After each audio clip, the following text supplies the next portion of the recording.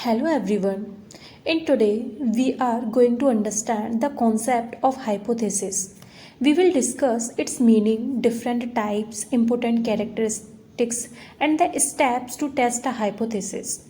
To make this easy, I will use the example of the impact of social media on college students' academic performance. So, let's get started.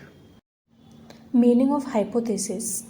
A hypothesis is basically an educated guess or assumption that a researcher makes about the relationship between two or more variables.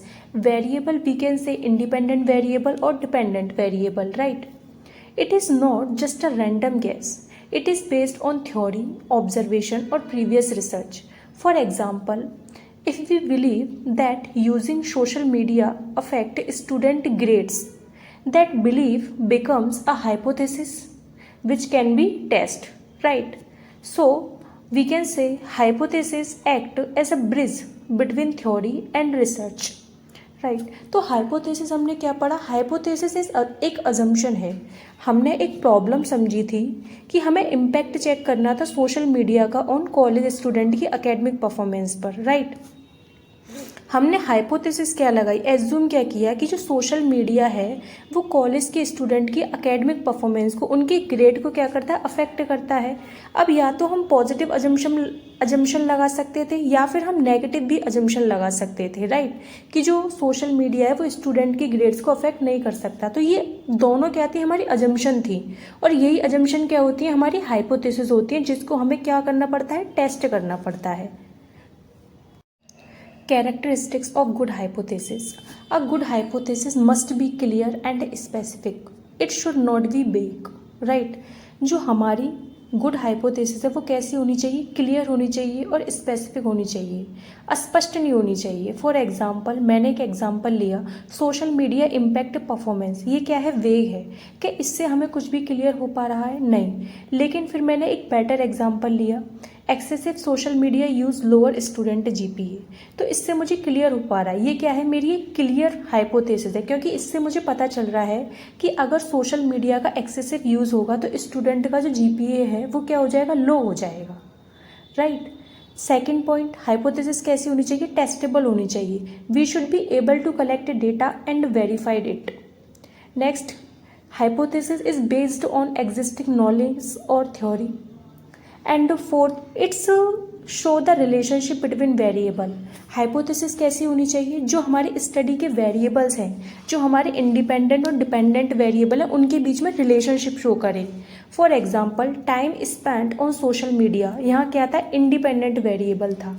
And academic performance क्या थी, dependent variable थी. तो जो हमने hypothesis लगाई उससे हमें हमारे दोनों वेरिएबल्स थे उनके बीच में रिलेशनशिप शो हो रहा था, क्योंकि मुझे पता था कि अगर सोशल मीडिया पर हम ज़्यादा टाइम स्पेंड करेंगे तो स्टूडेंट की जो एकेडमिक परफॉर्मेंस है वो क्या हो जाएगी, लो हो जाएगी. तो ये क्या था, एक रिलेशनशिप शो कर रहा है हाइपोथेसिस. तो कैसा होना चाहिए हमारा हाइपोथेसिस, जो शो करे relationship between variables. And last point, it could be simple and concise. Importance of hypothesis. Hypothesis is not just a formality. It is very important for research. First, it directs the research process by telling us what exactly we are trying to prove or disapprove. Second, it helps in selecting relevant data. Without hypothesis, data collection can become random and meaningless. Means अगर हमारे पास कोई assumption ही नहीं होगी, कोई hypothesis ही नहीं होगी, अगर हम ये एज्यूम ही नहीं करेंगे कि जो सोशल मीडिया है वो स्टूडेंट की जो एकेडमिक परफॉर्मेंस है उसको अफेक्ट कर रहा है या नहीं कर रहा है, तो फिर हमारा डेटा कलेक्ट करने का क्या मतलब है. क्योंकि डेटा कलेक्ट तो इसीलिए किया जाएगा ना, क्योंकि हमारे पास कोई अजम्पशन है उसको हमें टेस्ट करना है, राइट. तो हम कह सकते हैं कि बिना हाइपोथेसिस के जो भी हमारा डेटा कलेक्शन है वो क्या है, मीनिंगलेस है. Third, it provides a basis for analysis. Once we state our hypothesis, statistical analysis is done around it. Finally, we can say it makes research more focused and meaningless because the study has a clear objective rather than being vague. Types of hypothesis. Hypotheses are broadly of three types. First, null hypothesis. Null hypothesis is represented by H0, and null hypothesis assume no relationship exists between variables. For example, social media use has no effect on student performance. Right? It's called null hypothesis. Alternative hypothesis is represented by H1.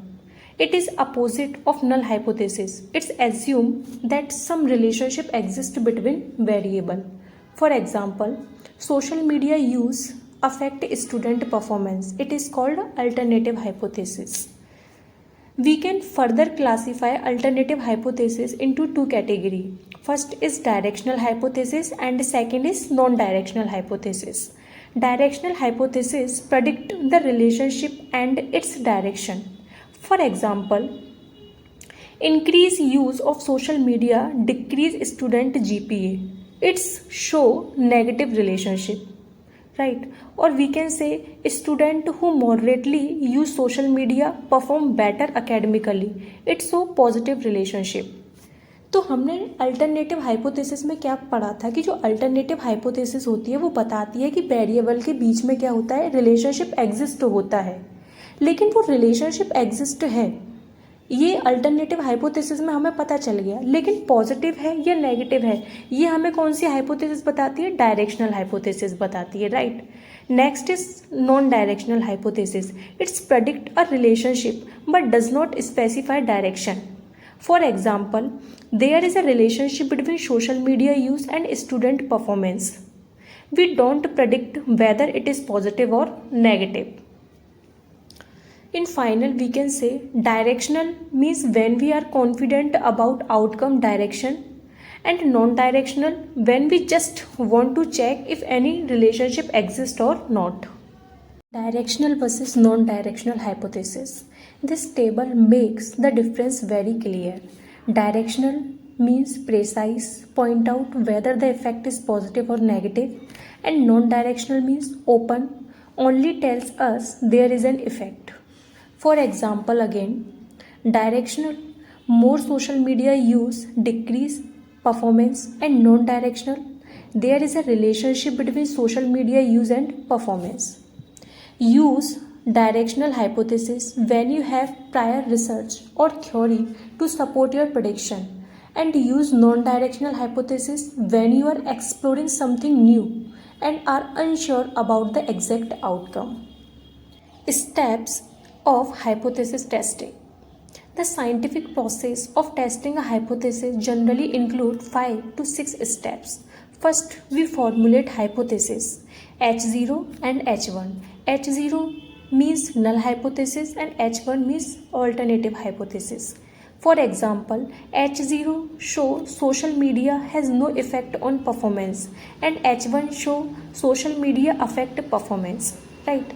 Then first हम decide करते हैं कि हमने hypothesis को select करना होता है, नल लगाएंगे या फिर ऑल्टरनेटिव, राइट. उसके बाद हमें लेवल ऑफ सिग्निफिकेंस को चेक करना पड़ता है. Level of significance means level of error हम बोल सकते हैं. अब लेवल ऑफ सिग्निफिकेंस या तो 5% होगा, 0.05, या फिर 1%, 0.01, राइट.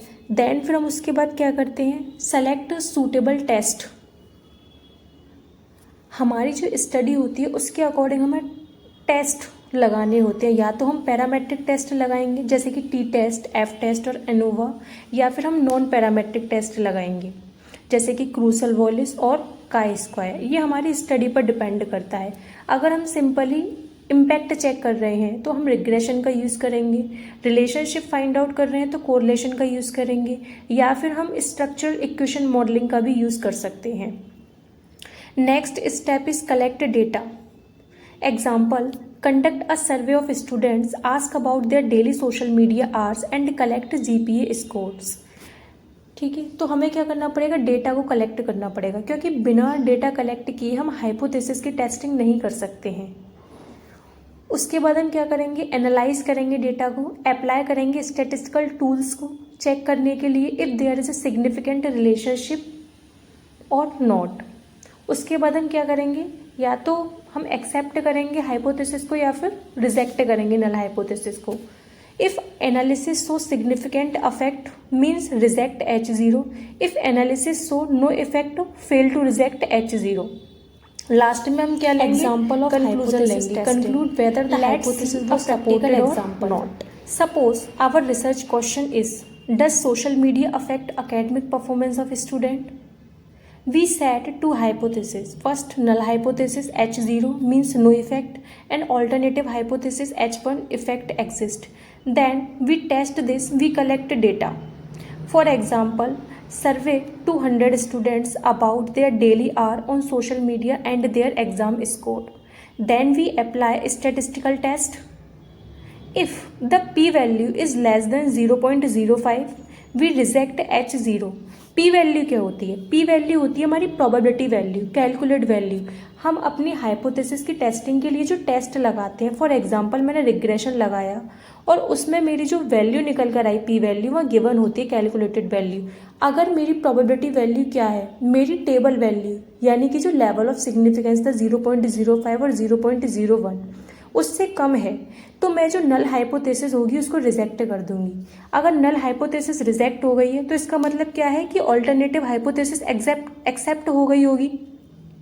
और ऑल्टरनेटिव हाइपोथेसिस क्या कहती थी? That there is a relationship exist between variable, है ना.